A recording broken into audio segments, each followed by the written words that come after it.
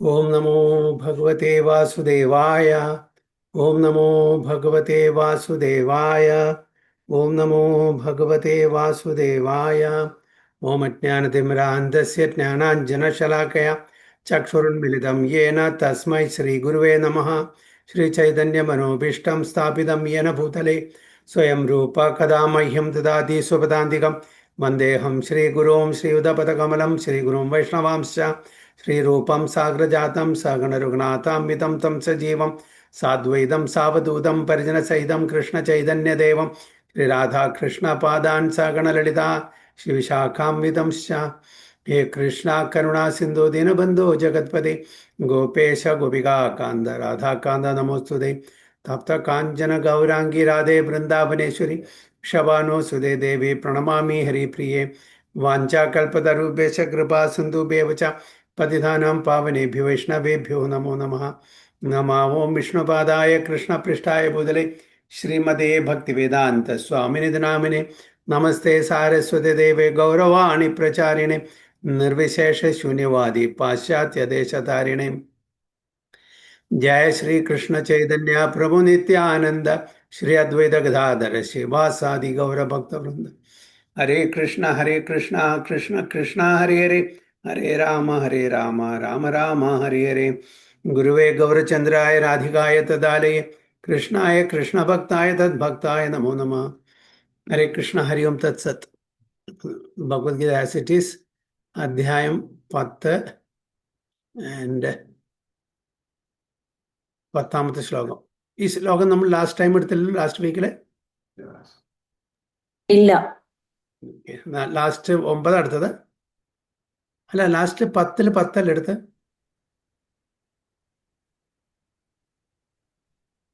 ഇല്ല പ്രഭുജി, 9 എടുത്തത്. ഉറപ്പാണോ? യെസ്. ബബിത ഓർക്കുന്നുണ്ടോ കഴിഞ്ഞ ക്ലാസ്സിലെ? ഞാൻ 9th വരെയല്ലേ എടുത്തത്? 9th എടുത്തല്ലേ?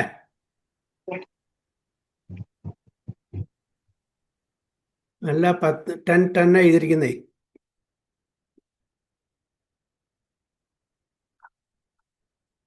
പ്രഭുജി 10 എടുക്കാനുള്ളതാ. ഞാൻ അത് അവിടെ ബുക്ക് മാർക്ക് വെച്ചിണ്ടേ. അതെ, ഉറപ്പാണോ? ആ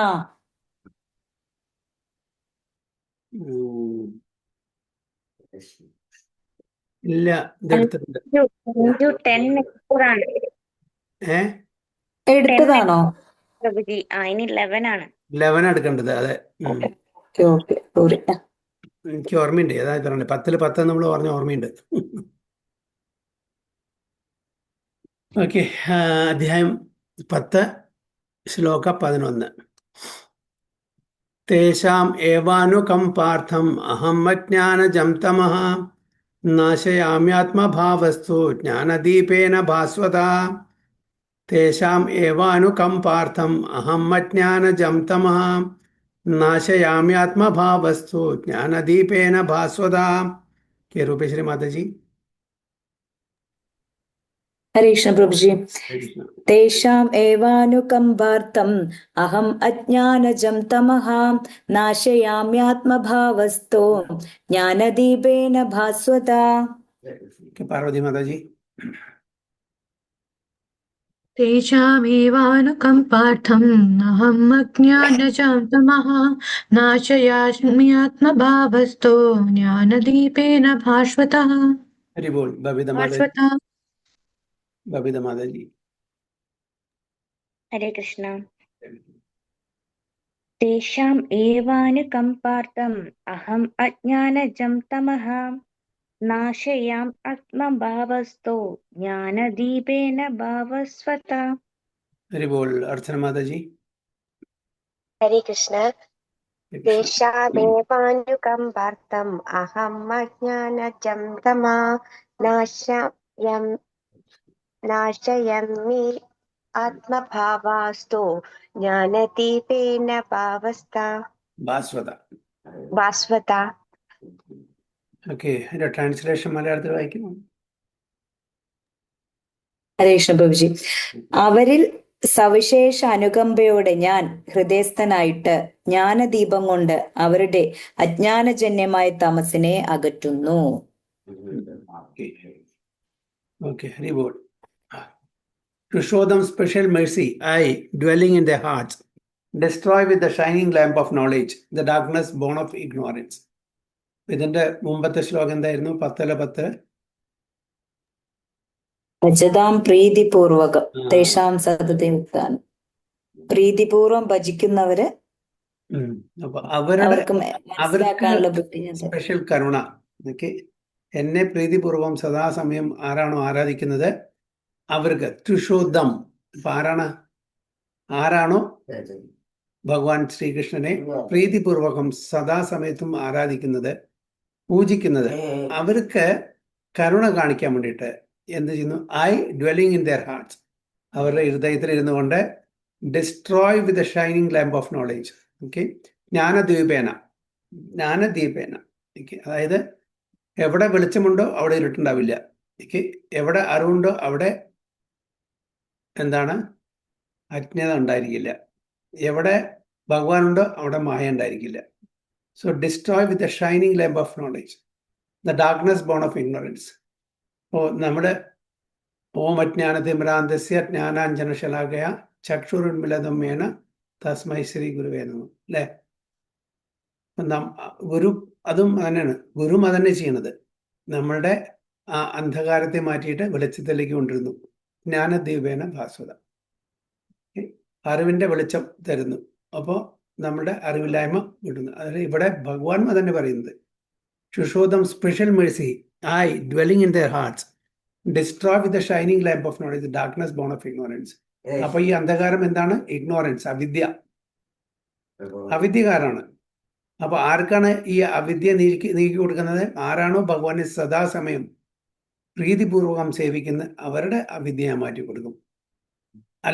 അല്ലാത്തവരെ ഭഗവാൻ എന്ത് ചെയ്യും?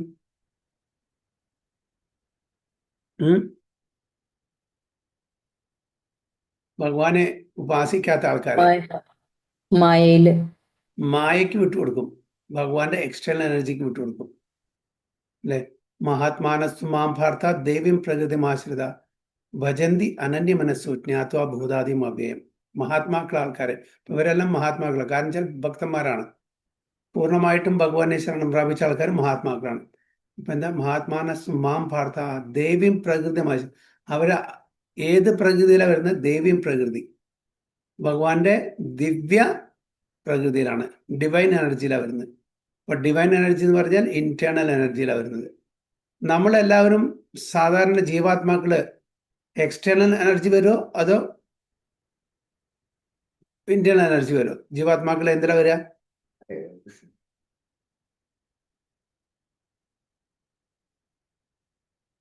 മഹാത്മാക്കളായിട്ട് ആൾക്കാരെ ഡിവൈൻ എനർജിയിൽ വരുന്ന പറയണത്. അപ്പൊ ബാക്കിയുള്ളവരെ എവിടെ വരും? തടസ്ഥ ശക്തി, മാർജിനൽ പൊട്ടൻസി, ഇടയില്. അല്ല, അതൊക്കെ നമ്മളെ അല്ലെങ്കിലും തടാസ്യ ശക്തിയാണ്. പക്ഷെ ആ തടാസ്യ ശക്തിന്ന് നമുക്ക് 2 ഓപ്ഷൻ തന്നിട്ടുണ്ട്. ഇന്ത്യൻ എനർജിയിൽ പോവാം, എക്സ്ട്രാ എനർജി വരാം. അപ്പോൾ ഈ നമ്മള് ഏത് എനർജിയിലാണ്? പ്രൊഡക്റ്റ് ആണ്. മെറ്റീരിയൽ ഇന്റേണൽ എനർജിയുടെ പ്രോഡക്റ്റ് ഇന്റേണൽ ആത്മാവ്. ഓക്കെ, ശരീരം മെറ്റീരിയൽ.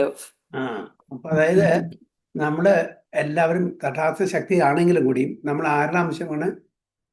ഭഗവാന്റെ അംശമാണ്. ഭഗവാൻ സച്ചിദാനന്ദമാണ്, നമ്മളെല്ലാം സച്ചിദാനന്ദം. പക്ഷെ നിർഭാഗ്യവശാൽ നമ്മളെ ഈ ഭൗതിക ലോകത്തിന്റെ, അതായത് എക്സ്റ്റേണൽ എനർജിയുടെ ആ ഒരു കീഴിൽ വരുന്നത് മാത്രം. പക്ഷെ നമ്മൾ ആക്ച്വലി അപ്പോൾ ഒരു സ്പാർക്ക്, ഒരു തീപ്പൊരിയുടെ കോൺസ്റ്റിറ്റ്യൂഷൻ എന്താണ്? ക്യാരക്ടറിസ്റ്റിക്സ് എന്താണ്? ഹീറ്റ് ആൻഡ് ഹോട്ട്, അല്ലേ? സൺറേ. അപ്പം അതേപോലെ തന്നെ തീപ്പൊരി ഭസ്മം കൊണ്ട് മൂടി അങ്ങനെ ഇരിക്കും, ചാരം കൊണ്ട്. അതിൻ്റെ ഹീറ്റും കോൾഡ് നമുക്ക്, ഹീറ്റും ലൈറ്റും നമുക്ക് അനുഭവപ്പെടില്ല. അതേപോലെ തന്നെ ജീവാത്മാവ് ശരീരം കൊണ്ട് ആവരണം ചെയ്യപ്പെടുമ്പോൾ അതിൻ്റെ ആ ക്യാരക്ടറിസ്റ്റിക്സ് മറന്ന് ഞാൻ ചാരമാണ് എന്ന് തീപ്പൊരി വിചാരിക്കുന്ന പോലെ ഇപ്പം നമ്മൾ ശരീരമാണ് എന്ന് ആര് വിചാരിക്കുന്നു? ഓരോ ജീവജാലങ്ങൾ വിചാരിക്കുന്നു. അപ്പം നമ്മൾ ഭഗവാന്റെ അംശമാണ്, ഭഗവാന്റെ ഇന്റേണൽ എനർജിയുടെ അംശമാണ്. പക്ഷെ ഇവിടെ ഭൗതിക ലോകത്തിൽ വരുമ്പോൾ നമ്മൾ തെറ്റിദ്ധരിക്കപ്പെടുന്നു. കാരണം ഈ ശരീരം കൊണ്ട് ആവരണം ചെയ്യപ്പെട്ട കാരണം. അപ്പൊ അവരെ ശരിക്കും അവരുടെ രൂപത്തിലേക്ക്, അവരുടെ ക്യാരക്ടറിസ്റ്റിക്സിലേക്ക്, സ്വരൂപത്തിലേക്ക് ഭഗവാൻ കൊണ്ടുവരും. ആരെ കൊണ്ടുവരും? ആരാണോ ഭഗവാന് പൂർണ്ണമായിട്ട് സമർപ്പണം ചെയ്തിരിക്കുന്ന, ഭഗവാന്റെ പാതയിലൂടെ സഞ്ചരിക്കുന്ന, ഭഗവാനെ പ്രീതിപൂർവം ആരാധിക്കുന്ന അവരാണ് മഹാത്മാക്കൾ. അതാണ് മഹാത്മാനസ്തു മാം പാർത്താം ദേവീം പ്രകൃതി ആശ്രിത. അവര് ആശ്രയിക്കുന്നത് ദൈവം പ്രകൃതി, അതായത് ഇന്റേണൽ പൊട്ടൻസി, എക്സ്റ്റേണൽ പൊട്ടൻസി അല്ല. അല്ലാത്തവരെ ആശ്രയിക്കുന്ന എക്സ്റ്റേണൽ പൊട്ടൻസി. നമ്മളെ എക്സ്പ്ലോയിറ്റ് ചെയ്യാൻ പോവാണ്, ശ്രമിക്കുകയാണ്. അതായത് എക്സ്റ്റേണൽ എനർജിയെ എക്സ്പ്ലോയിറ്റ് ചെയ്തിട്ട് നമ്മളുടെ ആഗ്രഹത്തിന്റെ അടിസ്ഥാനത്തിൽ നമ്മൾ ജീവിക്കാൻ ശ്രമിക്കുന്നു. അപ്പൊ അതിനെ എക്സ്പ്ലോയിറ്റ് ചെയ്യാണ്, ചൂഷണം ചെയ്യാണ് ഈ പ്രകൃതിയെ. ഈ പ്രകൃതിയിൽ ഒരുപാട് ആസ്വദിക്കാനുള്ള കാര്യങ്ങളുണ്ട് നമുക്ക്. അപ്പൊ ആ പ്രകൃതിയെ നമുക്ക് ആസ്വദിക്കാം എന്നുള്ള തെറ്റിദ്ധാരണയിൽ നമ്മൾ പ്രകൃതിയെ ചൂഷണം ചെയ്യാൻ നോക്കുകയാണ്. അതാണ് പ്രഭുപാദ് എപ്പോഴും പറഞ്ഞത്, to lord it over the material nature. To lord it over the material nature. അങ്ങനത്തെ ആൾക്കാരുടെ കാര്യമല്ല അവിടെ പറയുന്നത്. To show them special mercy I dwelling in their hearts destroy with the shining lamp of knowledge the darkness. അപ്പം നമുക്ക് ഈ ഭൗതിക ലോകത്തിൽ എല്ലാവർക്കും ഇഗ്നോറൻസ് ഉണ്ട്, അവിദ്യയുണ്ട്. പക്ഷേ അത് നമുക്ക് നമ്മുടെ സ്വന്തം പ്രയത്നം കൊണ്ട് മാറ്റിയെടുക്കാൻ ബുദ്ധിമുട്ടാണ്. കാരണം നമ്മൾ ആൾറെഡി അവിദ്യയിലാണ് കിടക്കുന്നത്. അപ്പൊ നമ്മൾക്ക് എല്ലാവർക്കും ഫാൾസ് ഈഗോ ഉള്ളത് കാരണം നമ്മൾ അവിദ്യ, ഫാൾസ് ഈഗോന്റെ ആ ക്യാരക്ടറിസ്റ്റിക്സ് തന്നെ എന്താണ്? അവിദ്യയാണ്, ഇഗ്നോറൻസ് ആണ്. ഫാൾസ് ഈഗോ എന്ന് പറഞ്ഞാൽ ഇഗ്നോറൻസ് ആണ്. എന്താണ്? ഞാൻ ഈ ശരീരമാകുന്നു, ഈ കാണുന്നതെല്ലാം എനിക്ക് ആസ്വദിക്കാനുള്ളതാണ് ഉള്ള ആ ഒരു തെറ്റിദ്ധാരണ. അപ്പോൾ ഫാൾസ് ഈഗോ എന്ന് പറഞ്ഞാൽ തന്നെ എന്താണ്? അവിദ്യയാണ്. അപ്പോൾ എല്ലാവരും, അപ്പൊ ഭഗവാനെ ഏതൊരു വ്യക്തിയാണോ പൂർണ്ണമായിട്ടും ശരണം പ്രാപിക്കുന്നത് അവർക്ക് ഞാൻ സ്പെഷ്യൽ മെഴ്സി കൊടുക്കുന്നവർ. എല്ലാവർക്കും ഇല്ല. ആരാണോ, അതായത് ഫോർ എക്സാമ്പിൾ ഒരു ഓഫീസിന്റെ നിയമം അനുസരിച്ച് ഓഫീസിന്റെ അതിലത്തെ മാനേജറോ അല്ലെങ്കിൽ സൂപ്പർവൈസറോ അല്ലെങ്കിൽ ഓണറോ അവരുടെ ആഗ്രഹപ്രകാരം ആരാണോ ശരിക്കും ജോലി ചെയ്യുന്നത് അവർക്ക് പ്രൊമോഷനും അവർക്ക് ഇൻക്രിമെന്റും അവർക്ക് കാര്യങ്ങളൊക്കെ കിട്ടും. ബാക്കിയുള്ളവർക്ക് എന്താണ് കിട്ടുന്നത് അതിങ്ങനെ നടന്നുകൊണ്ടിരിക്കും, ആസ് ലോങ് ആസ് അവര് അതിന്റെ വിപരീതമായി പോകുന്നില്ലെങ്കിൽ. അല്ലേ? അതന്നെ ഇവിടെ ഭഗവാൻ പറയുന്നത്. അപ്പോൾ ഇങ്ങനെയുള്ള ഭക്തന്മാർക്ക് സ്പെഷ്യൽ മേഴ്സി കൊടുക്കാൻ വേണ്ടിയിട്ട് ഞാൻ അവരുടെ അജ്ഞതയെ, അവരുടെ അവിദ്യയെ നശിപ്പിക്കും. എങ്ങനെ? വിത്ത് the shining lamp of knowledge. അപ്പോൾ ആ ജ്ഞാനം കിട്ടുമ്പോൾ നമുക്ക് പൂർണ്ണമായിട്ടും നമ്മളുടെ ആ കോൺസ്റ്റിറ്റ്യൂഷണൽ പൊസിഷൻ എന്താണെന്ന് നമുക്ക് മനസ്സിലാക്കാൻ പറ്റും. എന്താണ് നമ്മുടെ കോൺസ്റ്റിറ്റ്യൂഷണൽ പൊസിഷൻ? ജീവേര സ്വരൂപമായി കൃഷ്ണാരി നിത്യദാസ്. അതിലേക്ക് നമ്മൾ ഉയർത്തപ്പെടും ഭഗവാന്റെ മേഴ്സി കൊണ്ട്. നമ്മുടെ സ്വന്തം കഴിവല്ല, നമ്മളെ ഭഗവാനെ സമർപ്പണം ചെയ്യാന്നല്ല നമ്മുടെ കാര്യം. That is 50% only. ബാക്കി 50% ഭഗവാന്റെ കരുണയാണ്. അപ്പൊ നമ്മള് ആദ്യത്തെ 50% ചെയ്താൽ ബാക്കിയുള്ള 50% ഭഗവാൻ ചെയ്തു. അതാണ് താൻ പാതി ദൈവം പാതി എന്ന് പറയുന്നത്. അല്ലേ? അതാണ് ഇവിടെ ഈ ശ്ലോകത്തിന്റെ ബ്രീഫ് ആയിട്ടുള്ള എക്സ്പ്ലനേഷൻ. നോക്കാം എന്താണ് purport. When Lord Chaitanya was in Banaras promulgating the chanting of Hare Krishna Krishna Krishna Hare Hare, Hare Rama Rama Rama Hare Hare, thousands of people were following him. വാരാണസിയിൽ നമുക്കറിയാം ചൈതന്യ മഹാപ്രഭു, പ്രകാശാനന്ദ സരസ്വതി, അന്നത്തെ അദ്വൈതവാദികള്, മായാവാദികളില് ഏറ്റവും അഗ്രഗണ്യനായിരുന്നു ആ കാലത്തെ. അദ്ദേഹത്തുമായിട്ടുള്ള ഒരു ഡിബേറ്റ് ഉണ്ടായി. എല്ലാവരും ആരെ ഫോളോ ചെയ്തു?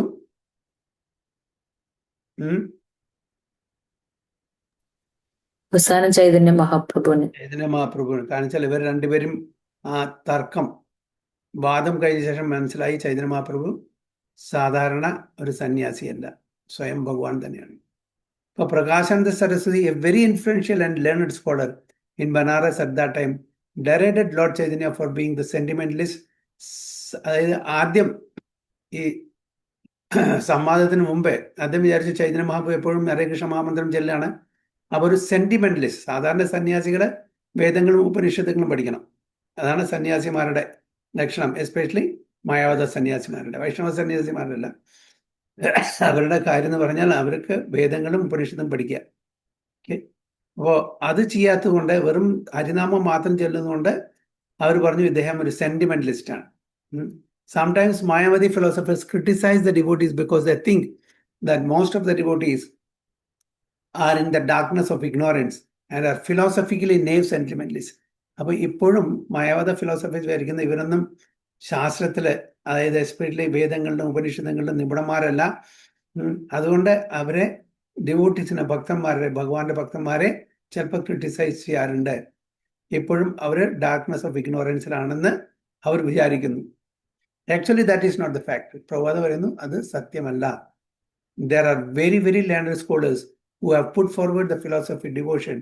ഒരുപാട് ആചാര്യന്മാര്, മഹാജനങ്ങള് ഭക്തി മാർഗത്തിനെ പറ്റിയിട്ട് അതിനെപ്പറ്റി പറഞ്ഞു തന്നിട്ടുണ്ട്. ആ ഫിലോസഫി അത്രയും ഉയരത്തിലേക്ക് കൊണ്ടുവന്നിട്ടുണ്ട്, അതിൻ്റെ മഹത്വം പറഞ്ഞ് മനസ്സിലാക്കി തന്നിട്ടുണ്ട്. But even if a devotee does not take advantage of the literatures or of his spiritual master, if he is sincere in his devotional service, he is helped by Krishna himself within his heart. അപ്പോൾ ഇതൊന്നും നമുക്ക് മനസ്സിലായില്ലെങ്കിലും കൂടിയിട്ട് ഭഗവാനെ പൂർണ്ണമായിട്ടും, ഭഗവാൻ ശ്രീകൃഷ്ണനെ പൂർണ്ണമായിട്ടും ദാസ്യഭാവത്തോടോ അല്ലെങ്കിൽ ഏത് ഭാവത്തോടു കൂടിയും ഭഗവാനെ ആരാധിക്കുകയാണെങ്കിൽ, ഓക്കെ, ആ പൂർണ്ണ സമർപ്പണം ഉണ്ടെങ്കിൽ, ഭഗവാൻ വിശ്വാസം ഉണ്ടെങ്കിൽ, തീർച്ചയായിട്ടും ഭഗവാൻ സ്വന്തം ഹൃദയത്തിലിരുന്ന് നമുക്ക് പിടിച്ചാൽ കാട്ടിത്തരും എന്നാണ് പ്രഭുപാദ് പറയുന്നത്. But even if a devotee does not take advantage of the literature, okay, അങ്ങനെ ലിറ്ററേച്ചർ വായിക്കാനോ അതിനുള്ള അവസരമില്ല, അതിനുള്ള കഴിവില്ലെങ്കിൽ ഭഗവാൻ സ്വയം അതിനുള്ള വഴി കാണിച്ചു കൊടുക്കും. So the sincere devotee engage in Krishna consciousness cannot be without knowledge. അപ്പോൾ കൃഷ്ണാവബോധത്തിലുള്ള ഒരു ഭക്തൻ അവിദ്യയിൽ ഒരിക്കലായിരിക്കില്ല. They are not bereft of any knowledge. അവർക്ക്, കാരണം ഭഗവാന്റെ കൃപാ കടാക്ഷം കൊണ്ട്, ഉദാഹരണത്തിന് ഗോപികമാര്, അവരൊന്നും ഏത് വേദങ്ങളും ഏത് ഉപനിഷത്തുകളും പഠിച്ചിട്ടാണ് അവർക്ക് ഈ ജ്ഞാനം കിട്ടിയത്? അപ്പോൾ അവരുടെ ഹൃദയത്തിലിരുന്ന് ഭഗവാൻ തന്നെ അവരെ എൻലൈറ്റൻ ചെയ്യാണ് ചെയ്യുന്നത്. ഗോപന്മാർക്ക്, ഗോപികമാർക്ക്, വ്രജവാസികൾക്ക് അവരൊന്നും വേദങ്ങളിലും ഉപനിഷത്തുകളിലും മറ്റു പുരാണങ്ങളിലും അവർക്ക് യാതൊരു അതായത് വായിച്ച് അത് പഠിച്ച്, അതായത് ഈ സന്യാസിമാരെ പോലെ, മായാവാദി സന്യാസിമാരെ പോലെ അവരൊന്നും ഈ വേദങ്ങളൊന്നും പഠിച്ചില്ല. പക്ഷെ അവരുടെ ജ്ഞാനം എവിടുന്ന് വരുന്നു? അപ്പോൾ ഗോപികാഗീതത്തില് അവരുടെ ഓരോ ഇതും ഫിലോസഫി, ആ തത്വങ്ങൾ നമ്മൾ മനസ്സിലാക്കിയാൽ അറിയാം. അവര് വലിയ വലിയ ആചാര്യന്മാരെക്കാട്ടിലും മുകളിലുള്ള തത്വങ്ങളാണ് പറയുന്നത്, അല്ലേ? അതായത് ഭഗവാൻ കൃഷ്ണൻ പരമാത്മാവായിട്ട് എല്ലാവരുടെയും ഹൃദയത്തിൽ കൂട്ടിക്കൊള്ളുന്നത് എങ്ങനെ അവർക്ക് അറിയാം? അവര് വേദങ്ങൾ പഠിച്ചിട്ടില്ല, ഉപനിഷത്ത് പഠിച്ചിട്ടില്ല. പക്ഷെ ഇതെല്ലാം എന്താണ് ഈ ശ്ലോകത്തിൽ പറയുന്നവര്? I dwelling in their hearts, enlighten, അല്ലേ, with the shining lamp of knowledge. അതാണ് അവർ ചെയ്യുന്നത്. അപ്പോൾ നമ്മൾ ഇതൊന്നും പഠിക്കാനുള്ള അവസരം കിട്ടിയിട്ടില്ല, അതിനുള്ള അറിവില്ലെങ്കിൽ ശരി, നമുക്ക് ആ സമർപ്പണം, ഭഗവാനാണ് എല്ലാം എന്നുള്ള ആ ഒരു ഇത് മാത്രം മതി. അതുകൊണ്ട് തന്നെ നമ്മൾ എലിജിബിളായി to get the right knowledge. നമ്മളുടെ എലിജിബിലിറ്റി, നമ്മുടെ യോഗ്യത എന്ന് പറഞ്ഞാൽ പൂർണ്ണമായിട്ടും ഭഗവാനെ സമർപ്പണം ചെയ്യാന്നുള്ളതാണ്. അത്രേ ചെയ്തു കൊടുത്തേ, ബാക്കി ഭഗവാൻ നോക്കണം. The only qualification is that one carry of devote service in full Krishna consciousness. അതാണ് നമ്മളുടെ യോഗ്യത. നമ്മൾ കൃഷ്ണാവബോധത്തില് ഉണ്ടായിരിക്കണം. The Mayavadi philosophers think that without discriminating one cannot have pure knowledge. എന്താണ് without discriminating one cannot have pure knowledge? എന്താണ് അർത്ഥം?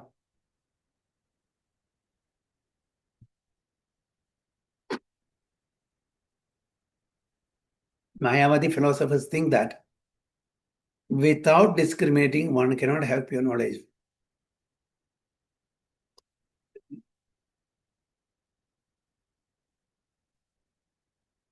ഉം.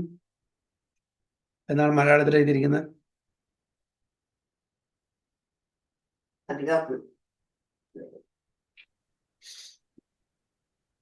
ഭക്തിയുടെ സിദ്ധാന്തങ്ങൾ നിരത്തിവെച്ച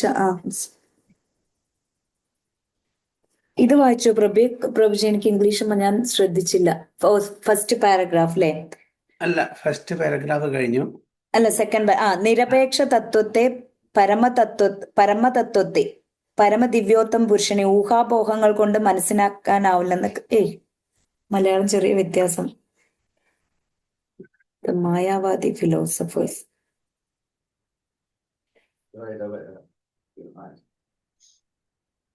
അറിയുന്നില്ല പ്രഭുജി. രണ്ടാമത്തെ പേര.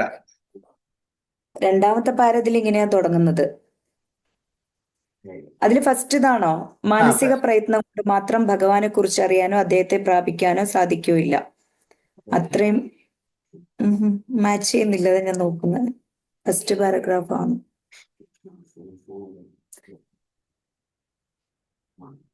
The Mayavadi philosophers think that without discriminating, one cannot have pure knowledge.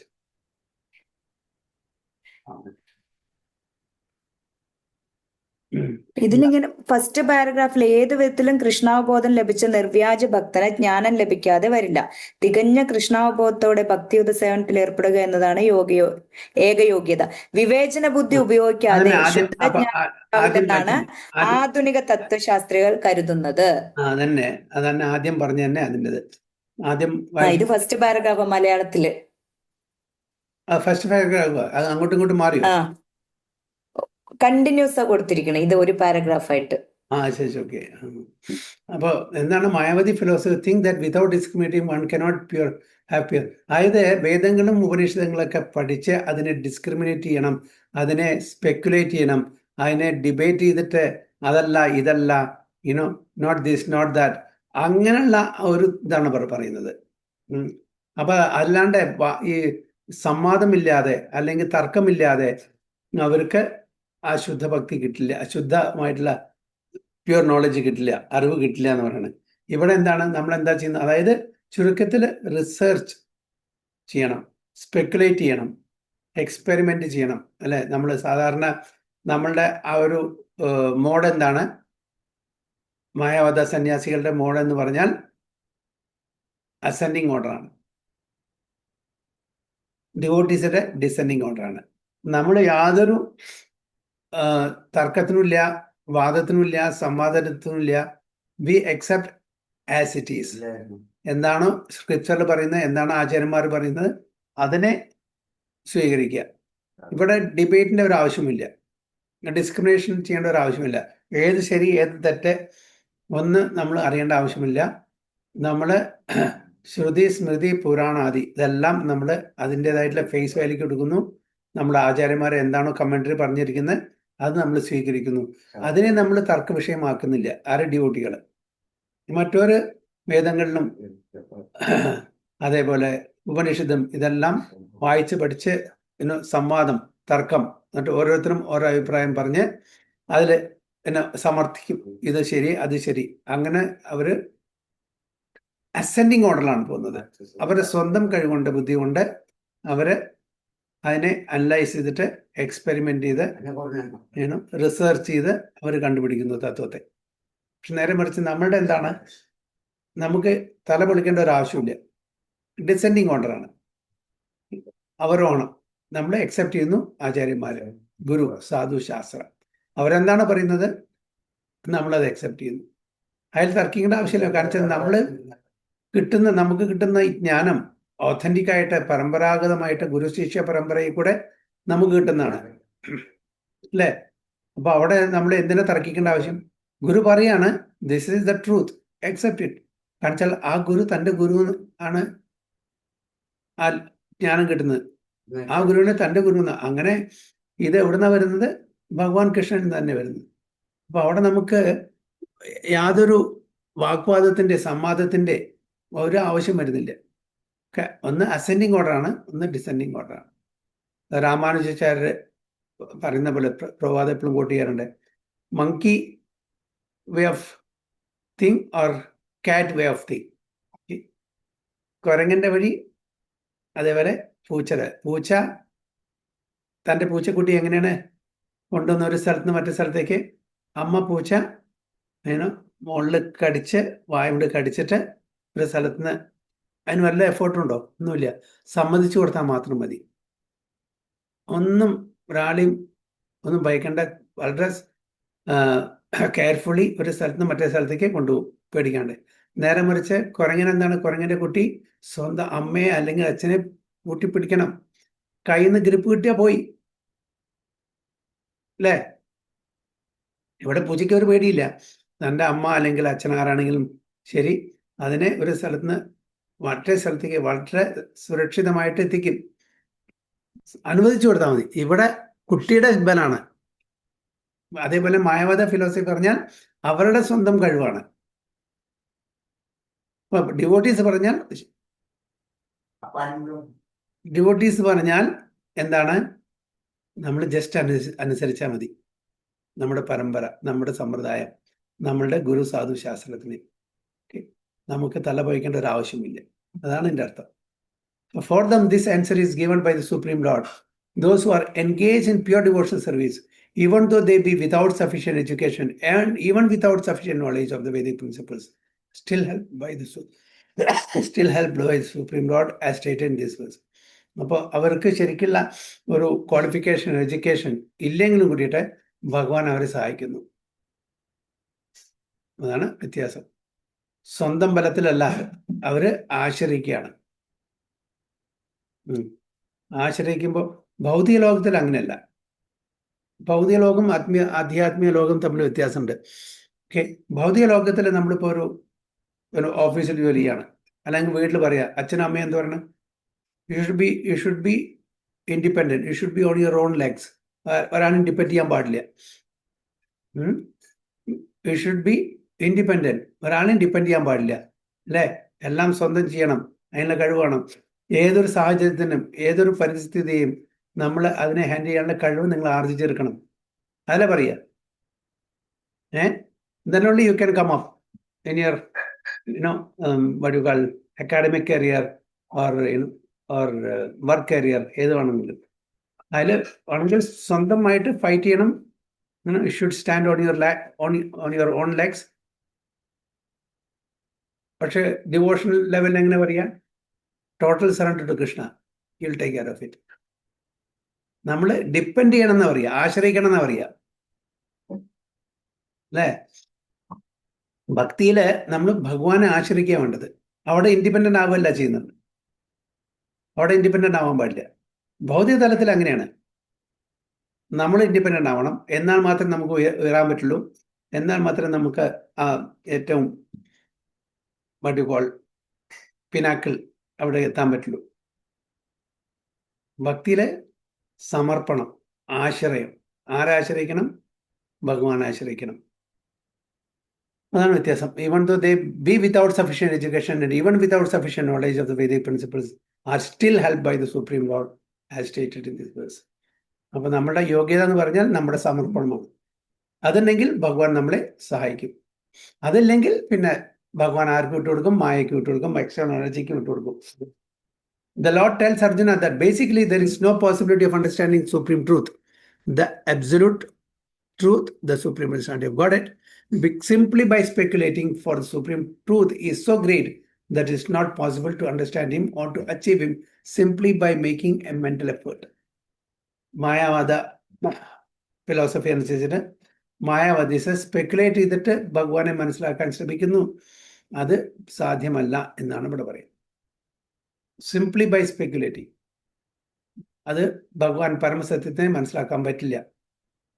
നമ്മളുടെ ഊഹാപോഹങ്ങളുടെ അടിസ്ഥാനത്തിലോ അല്ലെങ്കിൽ സമാജത്തിന്റെ അടിസ്ഥാനത്തിലോ അല്ലെങ്കിൽ R&D ചെയ്തിട്ടോ എക്സ്പെരിമെന്റ് ചെയ്തിട്ടോ ഒന്നും ഭഗവാനെ മനസ്സിലാക്കാൻ പറ്റില്ല. ഭഗവാനെ മനസ്സിലാക്കണമെന്നുണ്ടെങ്കിൽ ഭക്തന്മാർക്ക് മാത്രമേ, ആ ഭക്തന്മാർക്ക് ഭഗവാന്റെ കരുണ ഉണ്ടാവുമ്പോഴേ മനസ്സിലാവുകയും ചെയ്യും. ഭഗവാന്റെ കരുണ കിട്ടണമെന്നുണ്ടെങ്കിൽ നമുക്ക് സമർപ്പണമായി വേണം, ഭഗവാനെ പൂർണ്ണമായിട്ടും ആശ്രയിക്കണം. അല്ലാണ്ട് simply by making mental effort it's not possible.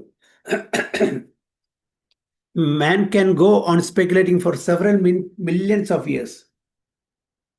അല്ലേ? നമുക്ക് എത്ര വേണമെങ്കിൽ സ്പെക്കുലേറ്റ് ചെയ്ത് പോകാൻ പറ്റും, ഒരു കൺക്ലൂഷൻ എത്താതെ. And if is not devoted, if he is not a lover of the supreme truth, he will never understand Krishna or the supreme truth. ഭക്തി ഇല്ലെങ്കിൽ ഭഗവാൻ ഒരിക്കലും മനസ്സിലാക്കാൻ പറ്റില്ല. അപ്പോൾ ഭക്തിയാണ് നമ്മുടെ ഭഗവാന്റെ അടുത്തേക്ക് എത്തിക്കുന്നത്. Only by devotional service is the supreme truth Krishna pleased, and by his inconceivable energy he can reveal himself to the heart of the pure devotee. വളരെ ക്ലിയർ ആയിട്ട് ഇവിടെ പറഞ്ഞു തരുന്നുണ്ട്. Only by devotional service. Only by കർമ്മം, ജ്ഞാനം, ധ്യാനം നടക്കില്ല. തന്നെ രൂപഗോസ്വാമി അതാണ് പറയുന്നത് അല്ലേ, അന്യാഭിലാഷിത ശൂന്യം. ജ്ഞാന കർമ്മ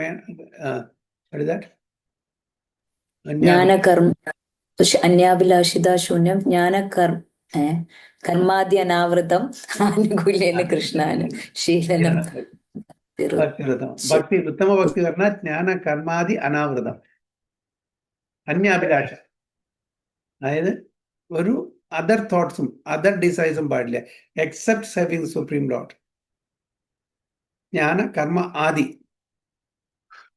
സോ നമ്മളുടെ ഭക്തി പറഞ്ഞാൽ should be free of our desire to have jnana karma dhyana etcetera. Pure ഭക്തി.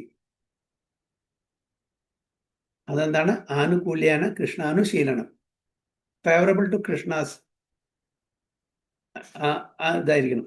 എന്നാൽ മാത്രമേ നമുക്ക് ആ പ്യുവർ ഭക്തി കിട്ടുള്ളൂ. അതാണ് ഇവിടെ pure devotees always, pure devotee always has Krishna within his heart, and with the presence of Krishna who is just like the sun, the darkness of ignorance is at once dissipated. This is the special mercy rendered to the pure devotee of Krishna. Whether he is special mercy, he is special favor. Okay, ഈ കരുണ ഭഗവാൻ തൻ്റെ ഭക്തന്മാർക്ക് മാത്രം കൊടുക്കുന്നതാണ്, മറ്റവർക്ക് അത് കൊടുക്കില്ല. കാരണം അവർ പൂർണ്ണമായിട്ടും സമർപ്പണം ചെയ്യുന്നില്ല. അതുകൊണ്ട് തന്നെ so due to the contamination of material association through many millions of births, one's heart is always covered with the dust of materialism. But when one engages in the devotional service of and constantly chants Hare Krishna, dust quickly clears and one is elevated to the platform of pure knowledge. അപ്പോൾ എത്രയോ ജന്മാന്തരമായിട്ട് നമ്മളുടെ മൈൻഡിലുള്ള impressions, desires, planning, ഇതെല്ലാം കാരണം നമ്മൾ covered, ആവരണം ചെയ്യപ്പെട്ടിരിക്കുകയാണ്. ഈ ആഗ്രഹങ്ങളും പ്ലാനിങ്സും ഇതെല്ലാം കൂടിയിട്ട്. അപ്പോൾ അത് നമ്മൾ ഭഗവാനിൽ സേവനം ചെയ്യുമ്പോൾ, ഭഗവാനെ സേവിക്കുമ്പോൾ പതുക്കെ എങ്ങനെ സേവിക്കുക? ബൈ ചാനിങ് ഹരേ കൃഷ്ണ. അത് ആ ഡസ്റ്റ് മാറ്റപ്പെടും. ആൻഡ് നമുക്ക് അതിനുള്ള അതിനുശേഷം ഭഗവാൻ നമുക്ക് അതിനുള്ള അറിവും തരും, ജ്ഞാനം തരും. The ultimate goal, Vishnu, can be attained only by this chant and by devotional service and not by mental speculation or argument. അപ്പം എന്താണ് ഇവിടെ പറയുന്നത്? വീണ്ടും മെന്റൽ സ്പെക്കുലേഷനും ആർഗ്യുമെന്റും കൊണ്ട് നമുക്ക് ഭഗവാനെ കിട്ടില്ല. ഭഗവാന്റെ നാമജപം കൊണ്ട് മാത്രമേ കിട്ടുള്ളൂ. ചില ആൾക്കാർ വിളിക്കും നാമം ജപിച്ചിട്ട് എന്താ കാര്യം? നാമം ജപിക്കുന്നുണ്ടെങ്കിൽ വിശ്വാസത്തോടെ നാമം ജപിക്കുകയാണെങ്കിൽ ഭഗവാൻ പിന്നെ ബാക്കിയുള്ള കാര്യം നോക്കിക്കോളും. നമ്മളെ പ്യൂരിഫൈ ചെയ്യുന്ന ആ ജോലി ഭഗവാന്റെയാണ്. നമ്മൾ പൂർണ്ണമായിട്ടും ആ ശ്രദ്ധയോടുകൂടി ഭഗവാന്റെ നാമം ചെല്ലുമ്പോൾ നമ്മളുടെ കാലാകാലമായിട്ട് നമ്മുടെ ഹൃദയത്തിലോ മനസ്സിലുള്ള ആ കൽമശങ്ങള്, അനർത്ഥങ്ങളെ കഴുകിക്കളയാന്നുള്ളത് ഭഗവാന്റെ ജോലിയാണ്. ഇത്രയും സിൻസിയറായിട്ട് ചെയ്താൽ മതി, ബാക്കി ഭഗവാൻ നോക്കിക്കോളും. അപ്പോൾ ഓട്ടോമാറ്റിക്കലി നമ്മളുടെ അനർത്ഥങ്ങളും കൽമശങ്ങളൊക്കെ നമ്മളുടെ ഹൃദയത്തിൽ നിന്ന് അത് നശിപ്പിക്കാൻ ഭഗവാൻ കരുണ കാണിക്കും. So that pure devotee does not have to worry about the material necessities of life. He need not be anxious, because when he removes the darkness from his heart, everything is provided automatically by the Supreme Lord, who is pleased by the loving devotional service of devotee. ചില ആൾക്കാർക്ക് okay ഇങ്ങനെ ഭഗവാന്റെ നാമം ചൊല്ലിയിരുന്നാൽ വയറ് നിറയണ്ടേ? നമ്മളെങ്ങനെ ജീവിക്കും? മാമുണ്ണാൻ എന്തെങ്കിലും വഴി വേണ്ടേ? അതെങ്ങനെ നടക്കുക? അപ്പൊ എന്താണ് പറയുന്നത്? ഭഗവാൻ ഓട്ടോമാറ്റിക്കലി നമുക്ക് ആവശ്യമുള്ള നമ്മളുടെ ആത്മാവിനെയും ശരീരത്തിനെയും ഒന്നിച്ചു നിർത്താനുള്ള എന്തെല്ലാം ആവശ്യമുണ്ടോ അതെല്ലാം ഭഗവാൻ നമുക്ക് തരും. അതിനുള്ള വ്യവസ്ഥ. മൃഗാരിയുടെ കഥ നമുക്കറിയാം അല്ലേ? നാരദ മഹർഷി മൃഗാരിയോട് പറഞ്ഞു ഒരു ഭക്തനാവാൻ വേണ്ടിയിട്ട്. അദ്ദേഹം ചെയ്യുന്ന പാപകർമ്മങ്ങൾ എല്ലാം മനസ്സിലാക്കി അതിൻ്റെ ഭവിഷ്യത്തൊക്കെ എല്ലാം മനസ്സിലാക്കി കൊടുത്ത്, അപ്പം മൃഗാരിക്ക് സംശയം, ഞാനിപ്പോൾ ഇങ്ങനെ ഇതെല്ലാം വിട്ട് എൻ്റെ കുടുംബത്തിന് ആര് പോയിട്ടും എനിക്ക് എവിടുന്ന് സാധനങ്ങൾ കിട്ടും, എങ്ങനെ ജീവിക്കും, അതൊന്നും നോക്കേണ്ട ആവശ്യമില്ല, ഇത്രയും കാര്യം ചെയ്താൽ മതി. ഒരു ഹട്ടിൽ എല്ലാം തൻ്റെ ആയുധമെല്ലാം വലിച്ചെറിയുക, പിന്നെ തൻ്റെ ഈ പാപകർമ്മങ്ങളെല്ലാം നിർത്തുക, നാമം ജപിക്കുക, തുളസിയെ എന്നും വലം വെച്ച് പൂജ ചെയ്യുക, ഇത്ര ചെയ്താൽ മതി. അപ്പോൾ എൻ്റെ വിശപ്പ് എങ്ങനെ മാറും, എൻ്റെ കുടുംബത്തിൻ്റെ വിശപ്പ് എങ്ങനെ മാറും, അവർക്ക് ഭക്ഷണമുണ്ട്, എല്ലാം ഭഗവാൻ അറേഞ്ച് ചെയ്തു തന്നു. ആ ശ്രദ്ധയോട് കൂടിയിട്ട് മൃഗാരി കേട്ടപ്പോൾ എന്താണ് സംഭവിച്ചത്? അവിടെ ഗ്രാമത്തിലെല്ലാവർക്കും അത്ഭുതം. ഈ ഇത്രയും പാപിയായിട്ടുള്ള മൃഗാരി ഒരു ഭക്തനായി എന്നറിഞ്ഞപ്പോൾ വളരെ സന്തോഷം. അവർ ദിനം പ്രതി അദ്ദേഹത്തിന് വേണ്ടുന്ന എല്ലാ പച്ചക്കറികളും ധാന്യങ്ങളും കൊണ്ടുവന്ന് കൊടുക്കുകയാണ്. അവർക്ക് വളരെ സന്തോഷം. മൃഗാരിക്ക് ഒന്നും ചെയ്യണ്ട, നാമം ചെയ്താൽ മതി, തുളസിയെ ആരാധിച്ചാൽ മതി. അപ്പോൾ എത്രയും നമുക്ക് എത്ര വേണ്ട അതിൽ എത്രയോ ഇരട്ടി ഡെയിലി കിട്ടുകയാണ്. ഓക്കെ, അപ്പോൾ ഭഗവാന്റെ ഭക്തി നമ്മൾ ചെയ്യുകയാണെങ്കിൽ നമുക്ക് എന്താണോ ആവശ്യം അത് ഓട്ടോമാറ്റിക്കലി കിട്ടും. നമ്മൾ വേറൊന്നും ചെയ്യേണ്ട ആവശ്യമില്ല എന്ന് പറയുന്നത്. അതാണ് ഇവിടെ ഭഗവാനും അവിടെ പ്രഭാതിയും പറയുന്നത്. That pure devotee does not have to worry about the material necessities of life. പക്ഷെ അതിനുള്ള ആ ഒരു ശ്രദ്ധ, ആ ഒരു വിശ്വാസം നമുക്കില്ലാത്തതുകൊണ്ടാണ് നമ്മൾ അത് ചെയ്യാത്തത് അല്ലേ?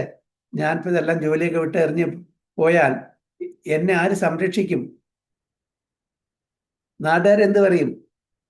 പരമവിഡ്ഢിയാണ്, എല്ലാം വിട്ടുകേട്ട് സന്യാസിയായി, അല്ലെങ്കിൽ ബ്രഹ്മചാരിയായി, അല്ലെങ്കിൽ വാനപ്രസ്ഥം എടുത്തു, നല്ല ജോലിയായിരുന്നു, അത് വിട്ടിട്ട് ആശ്രമത്തിൽ ജോയിൻ ചെയ്ത് പറയും. പക്ഷേ അങ്ങനെ ശരിക്കും മനസ്സുകൊണ്ട് ആഗ്രഹിച്ച് ഭഗവാനെ സേവിക്കണം എന്ന് ആഗ്രഹിച്ച് അങ്ങനെ ചെയ്യുന്നവർക്ക് പ്രശ്നമില്ല. അതായത് മെച്യൂരിറ്റി എത്തുന്നതിന് മുമ്പേ നമുക്ക് പക്വത ഇല്ലാണ്ട് നമ്മളൊരങ്ങനെ ഡിസിഷൻ എടുത്താൽ അത് വിഡ്ഢിത്തരമാണ്. ശ്രദ്ധ വേണം, വിശ്വാസം വേണം. ഭഗവാൻ എന്നെ ഏത് സമയത്തും എന്നെ സംരക്ഷിക്കും എന്നുള്ള വിശ്വാസം, ദൃഢനിശ്ചയം നമുക്കുണ്ടായിരിക്കണം. എന്നാൽ മാത്രമേ ആ പക്വതയിൽ മാത്രമേ ഇങ്ങനത്തെ ഡിസിഷൻ എടുക്കാൻ പറ്റൂ. ആ പക്വതയിൽ എത്താത്തത് കൊണ്ടാണ് നമ്മളെല്ലാം ബുദ്ധിമുട്ടുന്നത്. എത്രയോ ഭക്തന്മാർ ഇതെല്ലാം വിട്ടെറിഞ്ഞ് ആ തത്വം മനസ്സിലാക്കി ശ്രദ്ധാപൂർവം അവർ ഭക്തിയുത സേവനം ചെയ്തിട്ട് ഒരു ബുദ്ധിമുട്ടും ഇല്ലാണ്ട് ജീവിക്കുന്നു. എന്താവശ്യം ഉണ്ടെങ്കിലും ഭഗവാൻ അവരുടെ നിവൃത്തി കൊടുക്കും ഇല്ലേ? അപ്പോൾ ഏതൊരു അത് എഗെയിൻ നമ്മൾ പ്രീമെച്യൂർലി ഒന്നും ചെയ്യാൻ പാടില്ല. പൂർണ്ണ വിശ്വാസം ഉണ്ടാവണം ഭഗവാൻ നമ്മളെ രക്ഷിക്കും എന്നുള്ളത്. എന്നാൽ മാത്രം ആ പക്വത വന്നാൽ മാത്രമേ അങ്ങനത്തെ ഒരു ഡിസിഷൻ എടുക്കാനും പാടുള്ളൂ. അല്ലെങ്കിൽ നമ്മൾ എന്താണോ ചെയ്യേണ്ടത്, ഏത് ആശ്രമത്തിലാണോ അതനുസരിച്ച് ജീവിച്ചു പോകുക. ഇവിടെ does not have to worry about the material necessities of life. He need not be anxious because when he removes the darkness from his heart, everything is provided automatically by Supreme Lord, who is pleased by the loving devotional service of the devotee. This is the essence of the teachings of Bhagavad Gita. By studying Bhagavad Gita, one can become a soul completely surrendered to the Supreme Lord and engage himself in devotional service. As the Lord takes charge, one becomes completely free from all kinds of materialistic endeavors. അപ്പോൾ അങ്ങനെ പൂർണ്ണമായിട്ടും ഭഗവാനെ ആശ്രയിച്ച് ജീവിക്കുന്ന ഒരു വ്യക്തിയുടെ charge ആരെടുക്കും? ഭഗവാൻ എടുക്കും. ഇപ്പം നമ്മുടെ ചാർജ് നമ്മുടെ കയ്യിൽ തന്നെയാണ്. നമ്മുടെ ചാർജ് ആർക്കും കൊടുത്തില്ല. കാരണം വെച്ചാൽ ഞാനാണ് എന്നെ രക്ഷിക്കുന്നത്, ഞാനാണ് എൻ്റെ കുടുംബത്തിനെ രക്ഷിക്കുന്നത്, ഞാൻ കാരണമാണ് അവരെല്ലാം ജീവിച്ചു വരുന്നത്. ഇതെല്ലാം ഞാൻ, ഐ ആം ദ ഡൂവർ എന്നുള്ളതിലാണ് നമ്മളെല്ലാം ജീവിക്കുന്നത്. ഭഗവാന്റെതല്ല. ഭഗവാന്റെതൊക്കെ ആ സമയം വരുമ്പോൾ ഭഗവാന്റെ മേഴ്സി എന്നൊക്കെ പറയും. പക്ഷെ ഇപ്പോഴും നമുക്ക് പൂർണ്ണമായിട്ടുള്ള ഭഗവാന്റെ ഡിപ്പെൻഡൻസി വന്നിട്ടില്ല. ഞാൻ അതുകൊണ്ട് അങ്ങനത്തെ ആൾക്കാരെ ഭഗവാൻ മാറ്റിവെക്കും. ബാക്കിയുള്ള ആൾക്കാരെ ഭഗവാൻ വന്നോളൂ. I will take charge of it. എങ്ങനെ അർജുനൻ തൻ്റെ തേരാളിയായിട്ട് ഭഗവാൻ കൃഷ്ണനെ സ്വീകരിച്ചു. അതേപോലെ നമ്മളുടെ ഹൃദയത്തിൻ്റെ ഒരു തേരാളിയായിട്ട് നമ്മൾ ഭഗവാനെ സ്വീകരിക്കുകയാണെങ്കിൽ, to drive our vehicle we should accept it. എന്നാൽ മാത്രമേ ഭഗവാൻ നമ്മളെ ഭഗവാന്റെ കൂട്ടത്തിൽ കൂട്ടുള്ളൂ. ഇല്ലെങ്കിൽ ഭഗവാൻ കൂട്ടത്തിൽ കൂട്ടില്ലെങ്കിലും ഭഗവാൻ നമ്മളെ റിജക്റ്റ് ചെയ്യില്ല. നമ്മളെ പ്യൂരിഫൈ ചെയ്യാൻ വേണ്ടിയിട്ട് ഭഗവാന്റെ എക്സ്ട്രാ എനർജി മായയ്ക്ക് കൊടുക്കും. ഇത്രയേ ഉള്ളൂ. As the Lord takes charge, one becomes completely free from all kinds of materialistic endeavors. ഭഗവാന് ചാർജ് കൊടുക്കണം എന്ന് നമ്മൾ സന്നദ്ധരാവണം. നമ്മൾ വെറുതെ വായ കൊണ്ട് പറഞ്ഞാൽ പോരാ. I am yours, I am totally surrendering to you. അത് വെറും ലിപ് സർവീസ് മാത്രമേ ഉള്ളൂ ഇപ്പോ. പക്ഷേ എങ്ങനെ ദ്രൗപദി, അർജുനൻ ഇവരെല്ലാവരും ഭഗവാനെ പൂർണ്ണമായിട്ടും ആശ്രയിച്ചു, അതേപോലെ നമ്മളും ആശ്രയിക്കുകയാണെങ്കിൽ നമുക്കും ആ തലത്തിലേക്ക് ഉയരാൻ പറ്റും. അതാണ് തേഷാം ഏവാനുകമ്പാർത്ഥം അഹം അജ്ഞാനജം തമ നാശയാമി ആത്മഭാവസ്തു ജ്ഞാനദീപേന ഭാസ്വത എന്നുള്ള ഈ ഇതുകൊണ്ട് ഉദ്ദേശിക്കുന്നത്. ഓക്കെ, എന്തെങ്കിലും കമന്റ്സ് ഓർ ക്വസ്റ്റ്യൻസിൽ?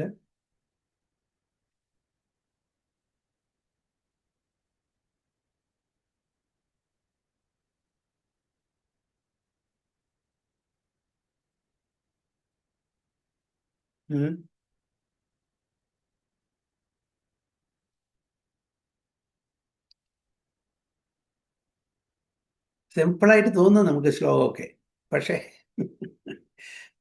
ഇല്ലേ, ശ്ലോകമൊക്കെ വളരെ സിമ്പിളായിട്ട് തോന്നും. ഭഗവാൻ നമുക്ക് അറിവ് പകർന്നു, അന്ധകാരത്തിൽ നിന്ന് വെളിച്ചത്തിലേക്ക് കൊണ്ടുവരുന്നു. പക്ഷേ അതിനുള്ള വഴി എന്താണ്, അതിനെ നമ്മൾ എന്തെല്ലാം ചെയ്യണം എന്ന് നമ്മൾ വളരെ ഇൻഡെപ്ത് പോകുമ്പോഴേ അറിയുള്ളൂ. It's not that easy. നമ്മൾ പറയുന്ന പോലെ രാവിലെ ഒരു 10 മിനിറ്റ് ഭഗവാന്റെ മുമ്പിൽ പ്രാർത്ഥിക്കുക, വൈകുന്നേരം 10 മിനിറ്റ് പ്രാർത്ഥിക്കുക, ഓക്കെ, എന്നാലൊന്നും കാര്യം നടക്കില്ല. സതതം കീർത്തയന്തോ മാം കീർത്തനീയ സദാഹരി, കംപ്ലീറ്റ് സറണ്ടർ. നമ്മൾ കുറച്ച് പിടിച്ചിട്ട്, പ്രഭുപാദ പറയാനുണ്ട്, ഈ ബിസിനസ്മാൻ എല്ലാം വരുമ്പോൾ അവർ ഡൊണേഷൻ കൊടുക്കും. അപ്പോൾ വലിയ എമൗണ്ട് കൊടുക്കും അവരൊക്കെ കേട്ടോ. അപ്പോൾ പ്രഭുപാദ പറയും, yes, Krishna is seeing not what you are giving, Krishna is seeing what you are holding back. Krishna is seeing not what you are giving, Krishna is seeing what you are holding back. എന്താണ് നമ്മൾ കയ്യിൽ വയ്ക്കുന്നത്, എന്താ കൊടുക്കുന്നതല്ല നോക്കുക, എത്രയും നമ്മളിവിടെ കയ്യിൽ വയ്ക്കുന്നത്, അതാണ് ഭഗവാൻ കൃഷ്ണൻ നോക്കുക. അപ്പം അതേപോലെ നമ്മൾ പൂർണ്ണമായിട്ടും ഭഗവാന് സമർപ്പണം ചെയ്യുന്ന പറഞ്ഞാൽ പിന്നെ ഭഗവാൻ ഏറ്റെടുത്തോളും. അതിന് നമ്മൾ തയ്യാറാവണം. അത് അത്ര ഈസി അല്ല. കാരണം എപ്പോഴും ഐ എന്നുള്ള ആ ഒരു കോൺഷ്യസ് നമ്മളെപ്പോഴും ആണ്. ഞാൻ കാരണമാണ്, അത് എൻ്റേതാണ്, എനിക്കാണ് എന്നുള്ള ആ കോൺഷ്യസ്നെസ് എത്രത്തോളം കാലം ഉണ്ടോ അത്രത്തോളം കാലം നമുക്ക് പൂർണ്ണമായിട്ടും ഭഗവാനെ ശരണം പ്രാപിക്കാൻ പറ്റില്ല. അപ്പോൾ ആ ഒരു ഫാൾസ് ഈഗോ ഒന്ന് പോരണം, ഐ എന്നുള്ള ഫാൾസ് ഈഗോ. അതാണ് നമ്മളുടെ ഒരു ഇംപെഡിമെന്റ്, നമ്മുടെ ഒരു ഒബ്സ്റ്റാക്കിൾ, വിഘ്നം. ഓക്കെ, വേറെ എന്തെങ്കിലും?